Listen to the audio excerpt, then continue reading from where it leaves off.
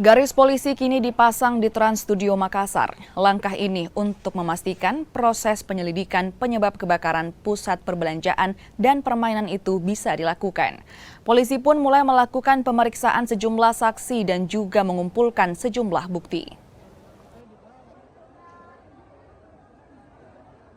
Tindak lanjut dari ini, malam hari ini dilakukan penyisiran yang kedua kalinya.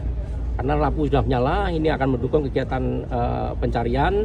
Nanti kalau ada tentu harus segera dievakuasi untuk dilakukan perawatan. Mudah-mudahan kita berdoa bersama supaya tidak ada korban lagi. Kemudian tindak lanjut dari kepolisian ini melakukan pemeriksaan dari Puslapor, Laboratorium Forensik melakukan olah TKP untuk penyebab terjadinya kebakaran. Ini untuk mengetahui apakah korsleting atau karena ada penyebab yang lain. Ini nanti tentu akan menjadi bahan penyidikan dari pihak kepolisian.